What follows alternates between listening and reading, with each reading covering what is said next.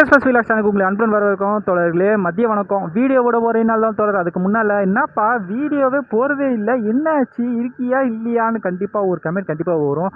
என்ன சுச்சுவேஷன் உங்களுக்கு நல்லா தெரியும் தோழர். அந்தளவுக்கு இன்னும் ஆர்டர் பெருசாக இல்லை. ஆர்டர்லாம் வருது, ஆனால் ஆர்டர் எடுக்க முடியாத சுச்சுவேஷன் இப்போ நிறைய ஆயிடுச்சு. என்ன சொல்ல வரேன்றதை நல்லாவே உங்களுக்கு புரிஞ்சிருக்கும்.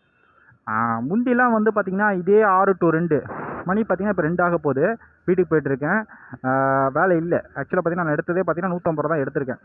முந்திலாம் இந்த 6 to 2 மணி வரைக்கும் பார்த்திங்கன்னா இன்றைக்கி ஏன்னா ஏன் ஆர்டர் இல்லைன்னா சனிக்கிழமை, அது ஒரு ரீசன். அதை பாரு திருப்பி சொல்லிட்டு அதுக்கே வரேன்.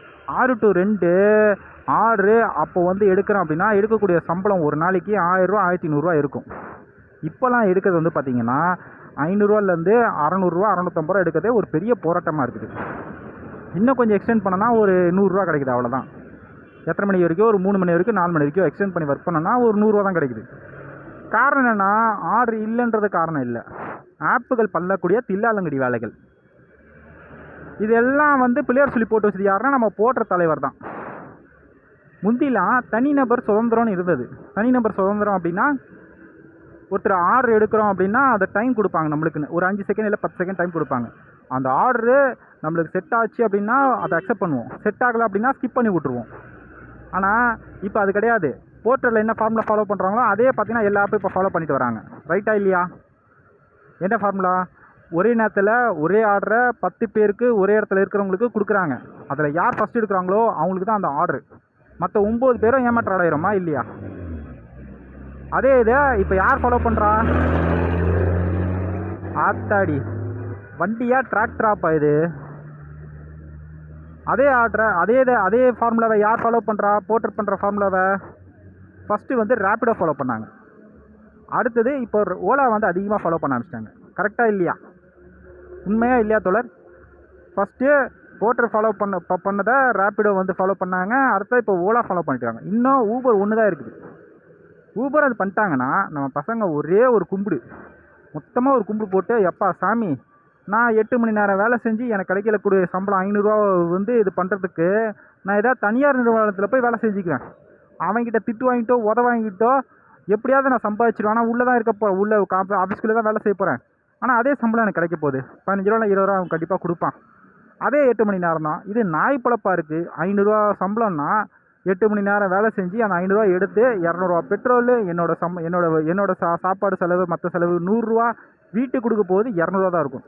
வீட்டில் கேட்பாங்க கேள்வி, 6000 சம்பளத்துக்கு நீ இன்னும் 2010 வேலை, 2000 இன்னும் 10 வருஷத்துக்கு சம்பளத்துக்கு முன்னால் போயிட்ட கதையாக இருக்குது அப்படின்வாங்க.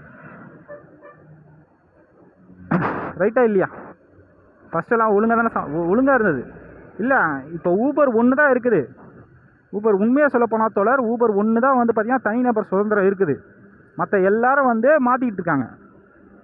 ஓலா சுத்தம். ரேப்பிடோவது பார்த்தீங்கன்னா ஒரு 4 ஆர்டர் கொடுப்பான், 5வது ஆர்டர் ஏதாவது கொஞ்சமாவது இது பண்ணிவிட்டு கொஞ்சம் இறக்கப்பட்டு கொஞ்சம் ஆர்டர் கொடுப்பான். ஆனால் ஓலா பார்த்தீங்கன்னா நீ எவ்வளோ மணி நேரம் வேணால் நில்லுடியே, நீ ஆர்டர் எடுத்தால் தான் உனக்கு ஆர்டரு, இல்லைன்னா நீ அப்படியே நிற்க வேண்டியதான், மற்ற ஆள் எடுத்துகிட்டு போயிட்டே இருப்பான் அப்படின்ற மாதிரி ஆகிடுச்சா இல்லையா? 164 ரூபா ஆர்டரு. காலைல ஒன்று வந்தது மாதவரத்தில், pickup Madhavaram bus stand, drop வந்து பார்த்திங்கன்னா நேராக எங்கே தேனாம்பேட்டு, 164 ரூபா 70 ரூபா வந்து கிளிக் பண்ணலான்னு போனால் அக்செப்ட்ன்ற ஆப்ஷன் வரதுக்கு முன்னாடி இன்னொரு ஆள் எடுத்துடுறாங்க. என்ன நடக்குதுன்னு எனக்கு ஒன்றும் புரியல. இதே இது வந்து அதான் சொன்னேன், அதை பற்றி பேசினோம்னா போயிட்டே இருக்கும். இதனால தான் வந்து பார்த்திங்கன்னா அதான் 500 தான் எடுக்க முடியுது. காலைல 6 to 2 நான் முந்தி எடுத்துகிட்டு இருந்தது 1000 ரூபா 1500 இப்போ 500 எடுக்கிறதே பெரிய விஷயமா இருக்குது. அப்படியே வீட்டுக்கு போயிடுது. அதனால் பார்த்திங்கன்னா சுத்தமாக இந்த வேலையை விட்டுட்டேன். இந்த வேலையெல்லாம் பார்க்கறத விட்டுட்டு வேறு வேலை பார்த்துட்டு இருக்கேன். உண்மையாக சொல்கிறேன், நான் வந்து பார்ட் டைமாக கூட இது வேலை செய்கிறதில்ல, டைம் பாஸ்க்கு வேலை செய்கிற மாதிரி ஆயிடுச்சு. ஃப்யூச்சரில் எல்லாருமே இப்படி தான் ஆக போகிறாங்க, எல்லாம் கடுப்பாயிடுவாங்க. இல்லை தோழர், நான் வந்து சாப்பாடெலாம் விடலை தோழர். நான் ஒன்று சொல்லி சாப்பாடெலாம் விடலை. ஏன்னா அவ்வளோ மன கஷ்டம். 1000 ரூபா சம்பாதிக்கிற காலம் போய் 500 வந்தால் இதை வச்சு நான் என்ன பண்ண முடியும்? யோசிச்சு பாருங்கள். நானும் இல்லை, எல்லாருமே அப்படி தானே இருக்கோம். அதுக்கப்புறம் நான் என்ன சொல்கிறேன் எனக்கு ஒன்றும் தெரியல தோழர். அவ்வளோதான் தோழர், வீட்டுக்கு போயிட்டுருக்கேன். வேறு ஏதாவது இருந்தால் நடுவில் ஏதாவது வீடியோ முடிஞ்சால் போடுறேன், இல்லைனா அப்படியே க்ளோஸ் பண்ணிக்குவோம். இறங்கி தான் வண்டியை ஓரம் கட்டணும்.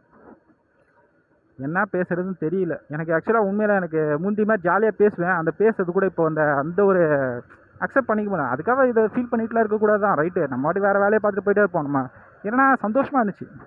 1000 ரூபா எடுத்துகிட்டு இருந்தேன். மாதம் ஒரு 20 ரூபா 25 ரூபா எப்படியாவது கொஞ்சம் கையில் ஏதோ ஒன்று கிடைக்கும். ஆனால் அதில் 20 ரூபா நம்ம சம்பாதிச்சோம்னா அதில் 10 ரூபா நம்ம வீட்டு செலவு பெட்ரோல் எல்லாமே போகுதுன்னு வைங்களேன். வேலை செஞ்சுக்கிட்டே இருந்த மாதிரி இருந்தது. 500 ரூபா சம்பளம் இப்போது. திருப்பி அதே ரிப்பீட் பண்ண எனக்கும் பிடிக்கல. வண்டியை ஓரம் கட்டிடுறேன்ப்பா, க்ளோஸ் பண்ணிக்கலாம். பாய்.